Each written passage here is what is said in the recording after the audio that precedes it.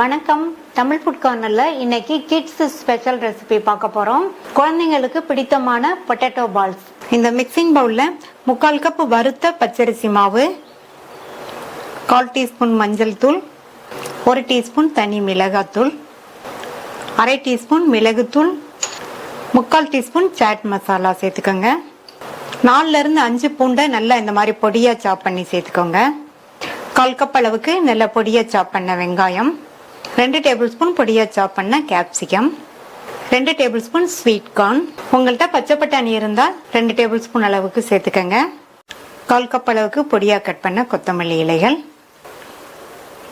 தேவையான அளவு உப்பு.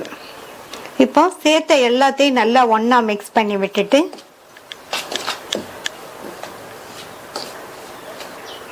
3 மீடியம் சைஸ் உருளைக்கிழங்க குக்கர்ல 4 விசில் விட்டு வேக வச்சு தோல் உரிச்சு எடுத்து வச்சிருக்கேன். உருளைக்கிழங்கு வந்து நல்லா சாஃப்டா வேக வச்சுக்கணும். சாஃப்டா வேக வச்சாதான் நல்லா மசிக்க வரும். நல்லா கட்டி இல்லாம மசிச்சுக்கங்க. எல்லா உருளைக்கிழங்கையும் மசிச்சுட்டு தண்ணி எதுவும் சேர்க்காம நல்லா பிசைஞ்சுக்கலாம்.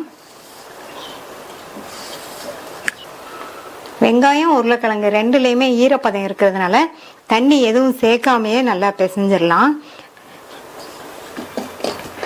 தண்ணி கொஞ்சம் கூட சேர்க்காம நல்லா பிசைஞ்சாச்சு. இப்ப இதுல இருந்து கொஞ்சம் கொஞ்சமா எடுத்து பால் ஷேப்புக்கு நம்ம உருட்டி வச்சுக்கலாம்.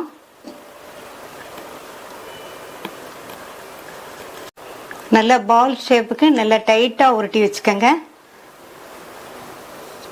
இதே மாதிரி கொஞ்சம் கொஞ்சமா எடுத்து நம்ம எல்லாத்தையும் பால் ஷேப்புக்கு உருட்டி வச்சுக்கலாம்.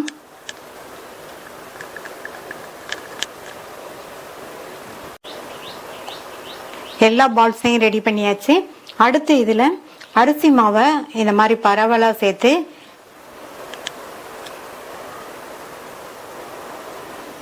இந்த மாவு எல்லா பால்ஸ்லயும் நல்லா கோட் ஆகுற மாதிரி இந்த மாதிரி பிளேட் அசைச்சு வச்சு விட்டோம்னா மாவு எல்லா பால்ஸ்லயும் நல்லா கோட் ஆயிரும். இப்ப மாவு எல்லா பால்ஸ்லயும் கோட் ஆயிடுச்சு. எண்ணெயில போட்டு எடுத்துடலாம். எண்ணெய் விட்டு ஓரளவு சூடானதும் நம்ம ரெடி பண்ணி வச்ச பால்ஸை ஒவ்வொன்னா எண்ணெயில மெதுவா சேர்த்துடலாம்.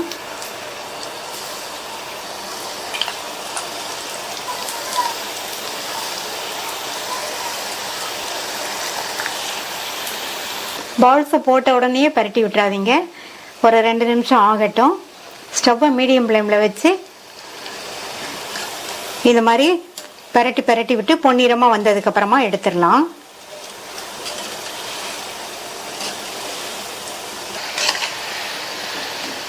பரட்டி பரட்டி விட்டு கோல்டன் ப்ரௌன் வந்துடுச்சு, எடுத்துடலாம்.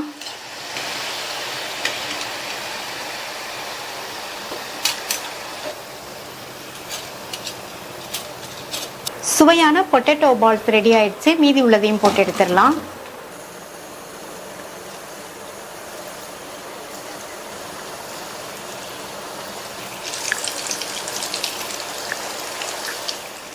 எல்லா பால்ஸையும் எண்ணெயில போட்டு பொரிச்சு எடுத்தாச்சு.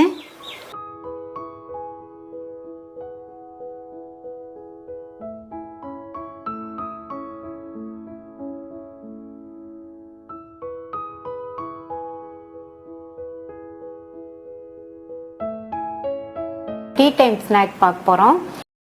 இந்த பாத்திரத்துல 1/2 கப் புழுங்கல் அரிசி சேர்க்கிறேன். 1/2 கப் பச்சரிசி. அரிசி எந்த கப்ல எடுக்கிறீங்களோ அதே கப்ல மற்ற எல்லாத்தையும் அளந்துக்கங்க. அடுத்து 1 கப் துவரம்பருப்பு, 1 கப் கடலைப்பருப்பு, ஒரே 1 டேபிள் ஸ்பூன் உளுந்து சேர்க்கிறேன். உளுந்து வந்து கம்மியா சேர்த்தா போதும். இதை நல்லா 2-3 தடவை வாஷ் பண்ணிக்கலாம். வாஷ் பண்ணியாச்சு. இதுல நல்லா முங்குற அளவுக்கு தாராளமா தண்ணி சேர்த்துட்டு இது கூட 4 காஞ்ச மிளகாவையும் சேர்த்து ஊற வச்சுக்கலாம். நான் மிளகாய் 4 சேர்த்திருக்கேன். நீங்க உங்களுடைய காரத்துக்கு தகுந்தபடி சேர்த்துக்கங்க. மூடி வச்சு 3 மணி நேரம் ஊறட்டும். ஊற வச்சு 3 மணி நேரம் ஆச்சு. 3 இருந்து 3.5 மணி நேரம் கண்டிப்பா ஊற வச்சுக்கோங்க. இப்ப இதுல உள்ள தண்ணியை கம்ப்ளீட்டா வடிச்சிடலாம். தண்ணியை கம்ப்ளீட்டா வடிச்சிட்டு இந்த மிக்ஸி ஜார்ல ஊற வச்ச மிளகாய், இதுல இருந்து ஊற வச்ச இந்த அரிசி பருப்புல இருந்து கொஞ்சம் சேர்த்துக்கலாம். ஃபர்ஸ்ட் கொஞ்சமா அரிசி பருப்போட மிளகாவை சேர்த்து அரைச்சிட்டோம்னா மிளகாலாம் நல்லா அரைபட்டுரும். இது கூட 1/2 இன்ச் அளவுள்ள இஞ்சியை கட் பண்ணி சேர்க்கிறேன். இதை வந்து கோர்ஸா அரைக்கணும். தண்ணி வந்து தேவைப்பட்டா கொஞ்சமா 1 டேபிள் ஸ்பூனோ 2 டேபிள் ஸ்பூனோ மட்டும் சேர்த்து அரைச்சிக்கோங்க. தண்ணி நிறைய சேர்க்க வேண்டாம். அரைச்சாச்சு. இந்த மாதிரி கெட்டியா கோர்ஸா இருக்கிற மாதிரி அரைச்சிக்கோங்க. அப்பதான் வந்து இந்த டிஷ்ஷு நல்லா மொறுமொறுன்னு இருக்கும். இதை இந்த பாத்திரத்துல சேர்த்துட்டு மீதி உள்ளதையும் கொஞ்சம் கொஞ்சமா சேர்த்து கொஞ்சமா தண்ணி சேர்த்து கோர்ஸா அரைச்சிக்கலாம். இதே மாதிரி எல்லாத்தையும் அரைச்சிட்டு பார்க்கலாம். எல்லாத்தையும் அரைச்சாச்சு. இந்த மாதிரி மிக்சியில் அரைக்கும் போது மொத்தமா சேர்க்கறத விட கொஞ்சம் கொஞ்சமா சேர்த்து அரைச்சாதான் நமக்கு வந்து இந்த மாதிரி கெட்டியா கோர்ஸா அரைக்க முடியும். எல்லாத்தையும் மொத்தமா போட்டு அரைச்சிங்கன்னா சரியா அரைப்படாது. அடுத்து இது கூட 3 பச்சை மிளகாய் கட் பண்ணி சேர்க்கிறேன். நீங்க வந்து உங்களுடைய தேவைக்கு தகுந்தபடி சேர்த்துக்கங்க. 1/4 கப் தேங்காய் துருவல். இந்த மாதிரி தேங்காய் துருவல் சேர்த்தோம்னா நல்லா வாசனையா சுவையா இருக்கும். பொடியா கட் பண்ண கறிவேப்பிலை இலைகள், கட் பண்ண கொத்தமல்லி இலைகள், 1/2 டீஸ்பூன் பெருங்காய பவுடர். பருப்பு நிறைய சேர்த்திருக்கிறதுனால பெருங்காய பவுடர் கண்டிப்பா சேர்த்துக்கங்க. இந்த மாதிரி பெருங்காய பவுடர் சேர்த்தோம்னா நல்லா சூப்பரான வாசனையா இருக்கும். இது கூட 1/4 கப் அளவுக்கு பொடியா கட் பண்ண வெங்காயம், இதுக்கு தேவையான அளவு உப்பு. இப்ப எல்லாத்தையும் நல்லா ஒன்னா மிக்ஸ் பண்ணி பிசைஞ்சிடலாம்.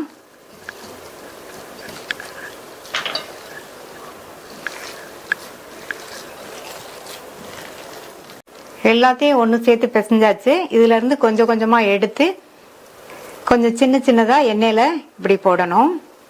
இந்த மாதிரி கடாயில் எண்ணெய் விட்டு சூடாயிடுச்சு. இந்த மாதிரி கொஞ்சம் கொஞ்சமா எடுத்து இப்படி கிள்ளி கிள்ளி போடுங்க.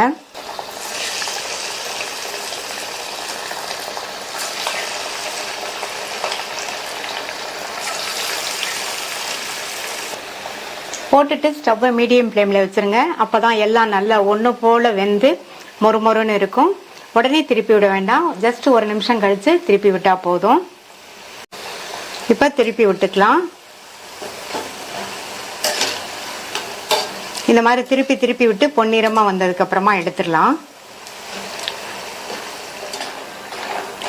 இப்ப நல்லா பெரட்டி பெரட்டி விட்டு கோல்டன் ப்ரௌனா வந்துருச்சு. எடுத்துடலாம். நல்ல மொறுமொறுன்னு சுவையான குணுக்கு ரெடி ஆயிடுச்சு. மீதி உள்ளதையும் போட்டு எடுத்துடலாம்.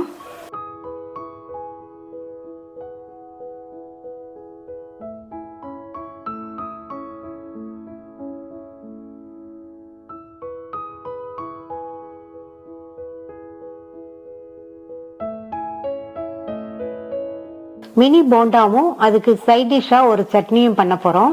ஒரு பெரிய உருளைக்கிழங்க 2ஆ கட் பண்ணி குக்கர்ல 5 விசில் விட்டு வேக வச்சு எடுத்து வச்சிருக்கேன். உருளைக்கிழங்கு வந்து நல்லா சாஃப்டா வேக வச்சுக்கணும். இந்த உருளைக்கிழங்கோட வெயிட் 100 கிராம் இருக்கும். இந்த உருளைக்கிழங்க 1-2ஆ உடைச்சிட்டு மிக்ஸி ஜார்ல சேர்த்துக்கலாம். நான் மெஷரிங் கப்ல 2 கப் இட்லி மாவு எடுத்திருக்கேன். அதுக்கு இந்த 100 கிராம் உருளைக்கிழங்கு கரெக்டா இருக்கும். நீங்க 1 கப் இட்லி மாவு எடுத்தீங்கன்னா 50 கிராம் உருளைக்கிழங்கு சேர்த்துக்கங்க. இந்த உருளைக்கிழங்க இந்த மிக்ஸி ஜார்ல சேர்த்துட்டு இது கூட 2 டேபிள் ஸ்பூன் தண்ணி சேர்க்கிறேன். எந்தவித கட்டிகளும் இல்லாம நல்லா நைஸா அரைச்சுக்கலாம். நல்லா நைஸா ஸ்மூத்தா இருக்கிற மாதிரி அரைச்சுக்கங்க. கட்டிகள் வந்து கொஞ்சம் கூட இருக்கக்கூடாது. நம்ம அரைச்ச உருளைக்கிழங்கு விழுத இந்த மிக்சிங் பவுல்ல சேர்த்துக்கிறேன். இது கூட கரெக்டான புளிப்புள்ள இட்லி மாவு 2 கப் சேர்க்கிறேன். இதை நல்லா இப்ப மிக்ஸ் பண்ணி விட்டுட்டு மாவு வந்து இந்த அளவுக்கு இருக்கு. நம்ம போண்டாவை கிள்ளி போடுறதுக்கு மாவு கொஞ்சம் திக்கா இருந்தாதான் நல்லா இருக்கும். இது கூட 5 டீஸ்பூன் அரிசி மாவு சேர்க்கிறேன். அரிசி மாவு சேர்த்துட்டு நல்லா மிக்ஸ் பண்ணி விட்டுட்டு அப்புறமா தேவைப்பட்டா நம்ம சேர்த்துக்கலாம். நல்லா மிக்ஸ் பண்ணியாச்சு. மாவு வந்து இந்த கன்சிஸ்டன்சிக்கு இருக்கு. இதுல இன்னும் ஒரு 2 டீஸ்பூன் மாவு சேர்த்தோம்னா கரெக்டா இருக்கும். 2 டீஸ்பூன் அரிசி மாவு சேர்க்கிறேன். சேர்த்துட்டு கலந்துடலாம். நல்லா மிக்ஸ் பண்ணி விட்டாச்சு. நம்ம இதுல வந்து 7 டீஸ்பூன் அரிசி மாவு சேர்த்திருக்கோம். மாவு பாத்தீங்கன்னா இந்த மாதிரி இருக்கு. இந்த மாதிரி இருந்ததுன்னா போண்டா மாதிரி எடுத்து போடுறதுக்கு கரெக்டா இருக்கும். இதை விட தண்ணியா இருந்ததுன்னா எண்ணெயை குடிச்சிரும். அதனால நீங்க இந்த கன்சிஸ்டன்சிக்கு வர அளவுக்கு அரிசி மாவு சேர்த்துக்கங்க. இதை ஓரமாக வச்சுட்டு சட்னி அரைச்சிடலாம். இந்த பேனில் 1 டேபிள் ஸ்பூன் எண்ணெய் சேர்க்குறேன். நம்ம இந்த சட்னிக்கு தாளிக்க போகிறதில்ல, அதனால ஃபர்ஸ்டே கூட கொஞ்சம் எண்ணெய் சேர்த்து வதக்கிக்கலாம். எண்ணெய் சூடானதும் அதில் 2 டீஸ்பூன் உளுந்து சேர்த்து, இந்த உளுந்தோட கலர் லைட்டாக மாறி வர வரைக்கும் இந்த மாதிரி வறுத்துட்டு, இது கூட 5லிருந்து 6 பல் பூண்டு சேர்த்துக்கங்க. கூடவே 10-12 சின்ன வெங்காயத்தை சேர்த்துக்கலாம். சின்ன வெங்காயம் வந்து நல்ல டேஸ்ட் கொடுக்கும். ஒரு வேளை உங்கள்கிட்ட இல்லைன்னா ஒரு மீடியம் சைஸ் பெரிய வெங்காயத்தை கட் பண்ணி சேர்த்துக்கங்க. இந்த வெங்காயம் வதங்கி கண்ணாடி பதம் வர வரைக்கும் வதக்கிக்கங்க. இப்போ வெங்காயத்தை இந்த அளவுக்கு வதக்கிட்டு, இது கூட சும்மா 4-5 கருவேப்பிலை இலைகளையும் காரத்துக்கு தகுந்தபடி காஞ்ச மிளகாவும் சேர்த்துக்கலாம். நான் 3 காஞ்ச மிளகாய் சேர்த்துருக்கேன். இந்த காஞ்ச மிளகாவும் நல்லா வதங்கி வரட்டும். அடுத்ததுல 2 மீடியம் சைஸ் தக்காளி, சட்னிக்கு தேவையான அளவு உப்பையும் சேர்த்துட்டோம்னா நல்லா வதங்கிடும். நான் வந்து 2 மீடியம் சைஸ் தக்காளி சேர்த்துருக்கனால புளி சேர்க்கல. நீங்கள் 1 தக்காளி சேர்க்குற மாதிரி இருந்தால் கொஞ்சமாக புளி சேர்த்து வதக்கிக்கங்க. இப்போ இந்த தக்காளியும் நல்லா வதங்கி வரட்டும். இப்போ தக்காளியெல்லாம் நல்லா வதங்கிடுச்சு. இது ஆறுனதுக்கப்புறமா மிக்சி ஜாரில் சேர்த்துடலாம். மிக்சி ஜாரில் சேர்த்தாச்சு. இதில் கொஞ்சமாக தண்ணி சேர்த்து லேஸ் கொரப்பாக அரைச்சிக்கலாம். சட்னியை பவுலுக்கு ட்ரான்ஸ்ஃபர் பண்ணியாச்சு. நம்மளுடைய போண்டாக்கு சட்னி ரெடி ஆயிடுச்சு. அடுத்து இந்த மாவில் சேர்க்கறதுக்கு 2 பச்சை மிளகாவை குட்டி குட்டியாக கட் பண்ணி வச்சுருக்கேன். அப்புறமா ஒரு 1/2 இன்ச் அளவுள்ள இஞ்சி கட் பண்ணது, 1 டேபிள் ஸ்பூன் அளவுக்கு பொடியாக கட் பண்ண வெங்காயம், கொஞ்சமாக கறிவேப்பிலை இலைகளும் கொஞ்சமாக கொத்தமல்லி இலைகளும் கட் பண்ணி வச்சுருக்கேன். எல்லாத்தையும் இந்த மாவில் சேர்த்துக்கலாம். அடுத்து உப்பு சேர்க்கணும். இட்லி மாவில் உப்பு இருக்கும், அதனால இப்போ இந்த அளவு உப்பு சேர்த்தா போதும். சேர்த்துட்டு நல்லா மிக்ஸ் பண்ணி விட்டுறலாம்.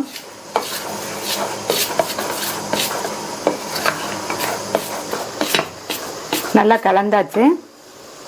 இந்த மாதிரி எடுத்து எண்ணெயில் போட்டுடலாம். இப்போ கடாயில் எண்ணெய் விட்டு நல்லா சூடாயிடுச்சு. சூடானதுக்கு அப்புறமா ஸ்டவ்வோட தீயை குறைச்சிட்டு மாவை எடுத்து கொஞ்சம் கொஞ்சமாக இந்த மாதிரி எண்ணெயில் சேர்த்துருங்க.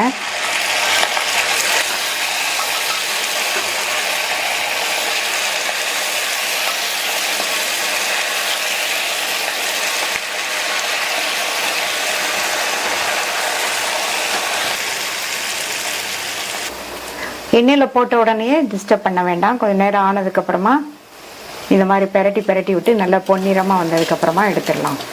இதில் நம்ம உருளைக்கிழங்கு அரைச்சி சேர்த்துருக்கிறதுனால சமையல் சோடா எதுவும் சேர்க்காமையே நல்லா மொறுன்னு சாப்பிட்றதுக்கு ரொம்ப டேஸ்ட்டாக இருக்கும். பெரட்டி விட்டு நல்லா பொன்னிறமாக வந்துடுச்சு. எடுத்துடலாம். சுவையான மினி போண்டா ரெடி ஆயிடுச்சு. மீதி உள்ளதையும் போட்டு எடுத்துடலாம்.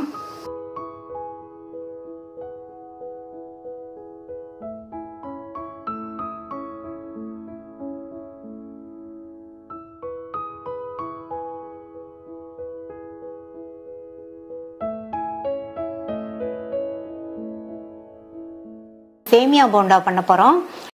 இந்த பேன்ல 2 கப் தண்ணி சேர்க்கிறேன். நம்ம சேர்த்த தண்ணி நல்லா இந்த மாதிரி கொதிக்கும் போது அதில் 1 டீஸ்பூன் எண்ணெய் சேர்த்துக்கலாம். இந்த மாதிரி எண்ணெய் சேர்த்தோம்னா சேமியா வந்து ஒன்னோட ஒன்று ஒட்டாமல் நல்லா உதிராக வரும். இப்போ இதில் நம்ம 1 கப் சேமியா சேர்த்துக்கலாம். சேமியாவை சேர்த்துட்டு இந்த மாதிரி ஒரு ஃபோர்க்கோ ஒரு கரண்டியோ வச்சு இது மாதிரி கிண்டி கொடுங்க. இந்த சேமியா 2லிருந்து 3 நிமிஷம் வெந்தா போதும். இப்போ 2 நிமிஷம் ஆச்சு. ஸ்டவ் ஆஃப் பண்ணிடலாம். சேமியா வெந்துருச்சான்னு செக் பண்ணி பார்க்கலாம். சேமியாவை எடுத்து இதை மாதிரி ப்ரெஸ் பண்ணி பார்த்தோம்னா 2ஆ உடையணும், ரொம்ப குழையக்கூடாது. இந்த பக்குவத்துக்கு கரெக்டாக வேக வச்சுக்கோங்க. இப்போ இதை நம்ம வடிகட்டிடணும். இந்த வடிகட்டியில் வடிகட்டிக்கலாம். கீழே ஒரு பாத்திரம் வச்சுருக்கேன். வடிகட்டிட்டு இந்த சேமியா மேலே நல்ல சில்லுன்னு உள்ள தண்ணியை இந்த மாதிரி விட்டுட்டோம்னா சேமியா வந்து மேலும் வேகாமல் இருக்கும். இப்போ இதில் உள்ள தண்ணி எல்லாம் நல்லா கம்ப்ளீட்டாக வடியட்டும். சேமியாவில் உள்ள தண்ணி எல்லாம் கம்ப்ளீட்டாக வடிஞ்சிருச்சு. இதை ஒரு மிக்சிங் பவுலுக்கு மாற்றிக்கலாம். இப்போ இந்த சேமியா கூட 3 டேபிள் ஸ்பூன் மைதா சேர்த்துக்கலாம். இது கூட 2 டேபிள் ஸ்பூன் தயிர் சேர்த்துக்கலாம். கொஞ்சம் புளிப்புள்ள தயிர் சேர்த்துக்கங்க. ஒரு மீடியம் சைஸ் பெரிய வெங்காயம் கட் பண்ணது, 1/2 இன்ச் அளவுள்ள இஞ்சி பொடியா கட் பண்ணி சேர்த்துக்கங்க. 2ல இருந்து 3 பச்சை மிளகாவா பொடியா கட் பண்ணி சேர்த்துக்கலாம். 1/2 டீஸ்பூன் சீரகம், பொடியா கட் பண்ண கறிவேப்பிலை இலைகள், பொடியா கட் பண்ண கொத்தமல்லி இலைகள், கொஞ்சமா 2 பிஞ்ச் மட்டும் சமையல் சோடா சேர்த்துக்கலாம். இதுக்கு தேவையான அளவு உப்பு.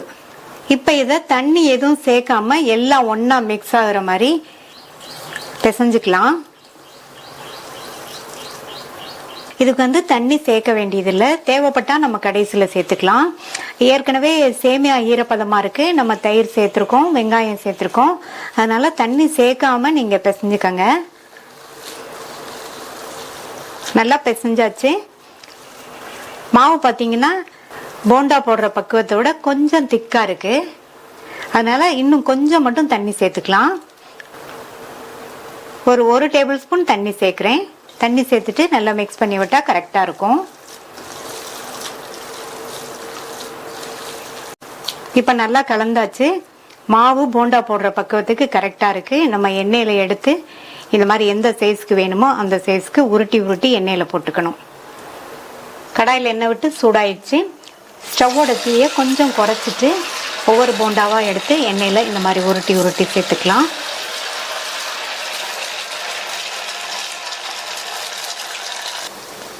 போண்டாவை போட்ட உடனே கரண்டி எதுவும் போட்டு டிஸ்டர்ப் பண்ண வேண்டாம். கொஞ்சம் வெந்ததுக்கு அப்புறமா பரட்டி போட்டா கரெக்டா இருக்கும். இப்ப கொஞ்சம் வெந்துருச்சு. ஒவ்வொரு போண்டாவா பரட்டி பரட்டி விட்டுக்கலாம்.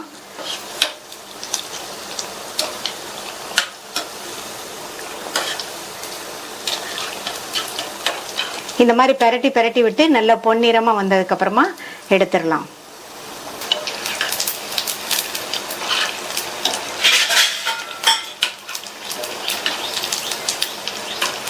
இப்ப நல்லா பொன்னிறமா வந்துருச்சு, எடுத்துடலாம். நல்லா எண்ணெயை வடிச்சிட்டு எடுத்துடலாம்.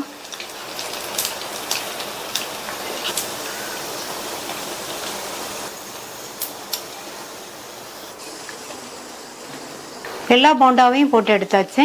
சுவையான சேமியா போண்டா ரெடி ஆயிருச்சு. நீங்களும் ட்ரை பண்ணி பார்த்துட்டு உங்க கமெண்ட்ஸ் சொல்லுங்க. தேங்க்யூ.